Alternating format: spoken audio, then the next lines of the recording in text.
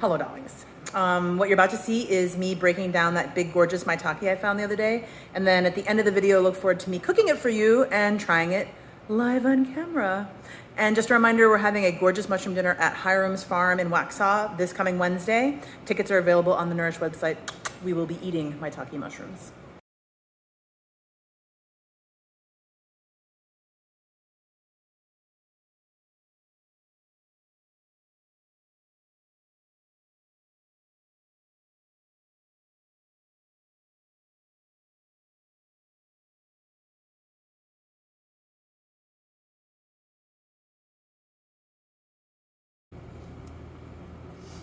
Hello, friends.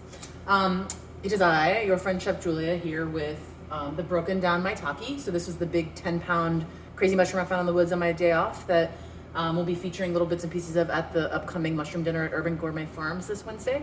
But I wanted to show you guys a very simple, one of my favorite ways to prepare most mushrooms, where we just kind of like boost the umami qualities of the mushroom. I'm actually going to use a technique. I'm going to squish this guy, compress it a little bit into more of a steak-like shape before I enjoy it. And this technique is generally attributed to Derek Sarno, a vegan chef who's been working with mushrooms for a very long time. So he's kind of known for squishing these gorgeous maitakes into like more or less of a steak shape. So we're going to try to emulate that here. It's a nice big piece of maitake, kind of fluffy. This guy's another specimen that would be great for this, a bit fluffy. These are my little bits and pieces that we're gonna actually confit. We're gonna do like kind of a maitake duck confit for this upcoming dinner that I was talking about earlier. But this guy, he's pretty clean. Anytime you forage mushrooms, you're probably gonna eat a little dirt, which is good for your gut biome. Psst, psst, okay. But yeah, nice chunk, like a little olive oil in my pan, not a ton, but some.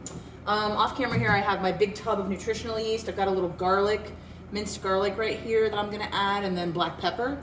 Another piece of equipment I have is a stainless steel squish, okay? So you can use a cast iron skillet if you would rather, but something that's a nice heavyweight metal that we can squish the mushroom steak, compress the mushroom steak down with, okay? We're gonna start with our heat. I'm sure you guys can see that. Looking good. Oh, I almost forgot tamari.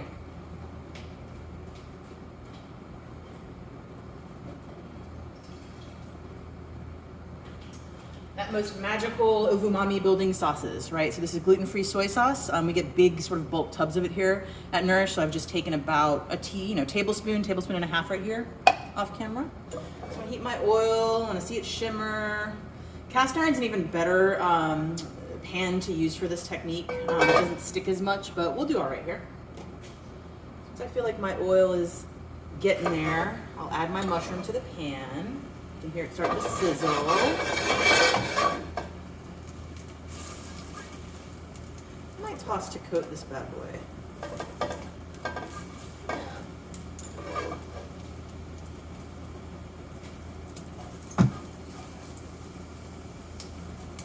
Really, I'm going to do a lot of the cooking before I do any of the seasoning, right? So I'm really going to treat the protein of the mushroom and kind of get it into the shape that I want before I add any tamari or anything, garlic or anything like that to the pan.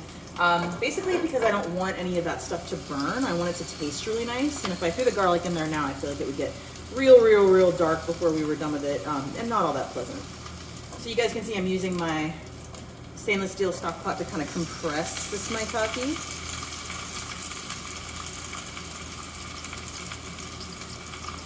And I can see, it's kind of hard for you guys to see, but I can see in the pan that I am starting to get some browning action along the bottom of the mushroom.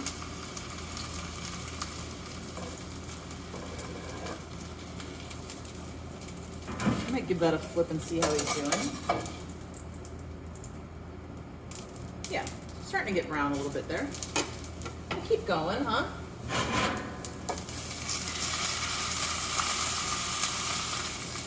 So it's a pretty dry environment that I found this guy in. So he's not super liquidy. So we're not seeing a ton of steam release here, but we are seeing some.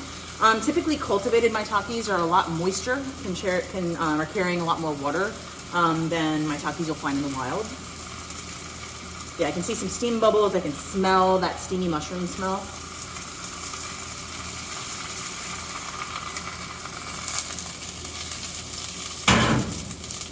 You guys can see my oil starting to really get hot now, so it's starting to smoke. I'm gonna turn the heat down a little bit. And we're gonna cook this guy. Yes, look at that beauty. All right, we're gonna do the same thing to the other side.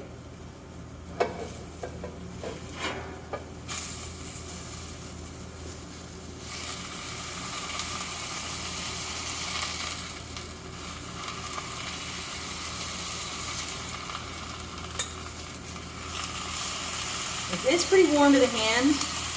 If you're a heat-sensitive person and you haven't been scalding your hands over in the kitchen like I have, you might want to use pot holders. In fact, let me get some and model good behavior.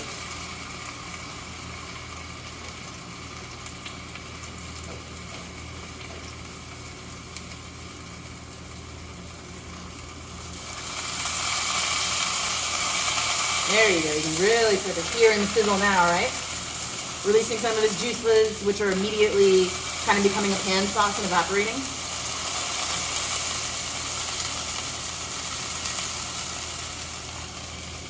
And so at this point, it's about time to season this bad boy because he's really probably cooked pretty thoroughly all the way through.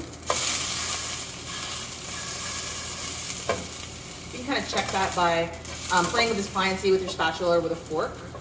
I want a little more cook on this guy. Just so you guys can see, that's one side. And that's the new side. Just gonna go a little further.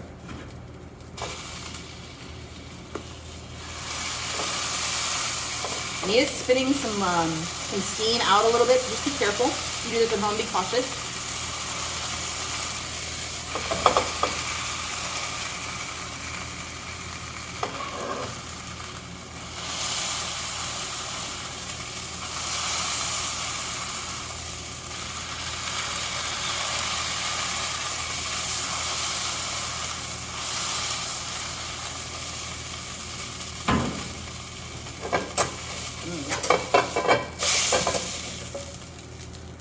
See that beautiful brown on both sides. You can see it's a little soft amongst the top. You see how it's kind of gotten a little bit pliant for me. Love it. We're not quite done with this, but we are ready to season it. So I'm going to turn the heat down a little bit. We've definitely got enough fat in the pan. All right, but first we're going to add, I don't know, it's kind of up to you, tablespoon of garlic. Fresh minced, please. Thank you. We're going to do generous black garlic or generous black pepper. Gotta love it. Up to you. Thyme would be really nice in here as well. I'm gonna grab a little bit of nooch to help kind of boost that umami flavor.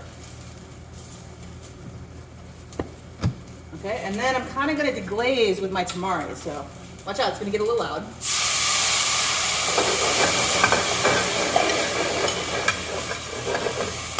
kind of want to just move the beautiful mushroom around in that pan sauce. Make sure he's kind of soaking it up. As it evaporates, it becomes kind of a glaze for the mushroom. It gets into all the little rivulets, all the beautiful little pieces. As it changes a little in the pan, I can smell that it's caramelizing a little bit, and I like that smell. I think it's kind of nice when tamari caramelizes because it takes the sweetness to the sauce that you wouldn't get any other way. Yeah, just tossing it around, making sure it's nice and coated.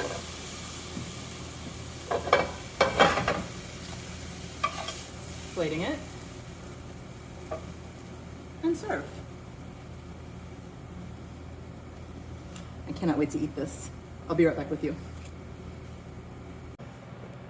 Okay, beauties, welcome back. So the final result from our beautiful maitake find in the woods that I then cut into some steaks and some little pieces and then compressed and sauced with a little bit of tamari, garlic, and some nooch. That's our beautiful steak. Do you see? Do you see this beautiful piece of fall? It smells a little bit like, it's very mushroomy, it's very earthy, but I'm also smelling all that lovely garlic we threw in the pan, a little bit of black pepper, and the sweetness of the caramelized tamari. All right, so let's take a bite. So great. Oh, I love my job. So meaty. Look at this beauty.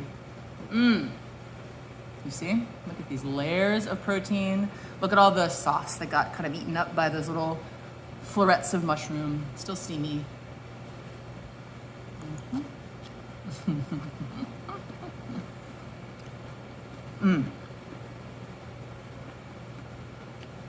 It's a spectacular mushroom. Sweet, earthy, Beautiful texture, like not crunchy, but definitely like a lot of different interesting textural elements on the tongue and on the teeth.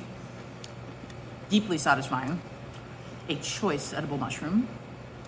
I suggest that you come out and eat some of these next Wednesday with us at this dinner. But if you don't get a chance to do that, 'tis the season. Go and find yourself a maitake. Harvest them responsibly and enjoy BBs. It's a great mushroom for the fall.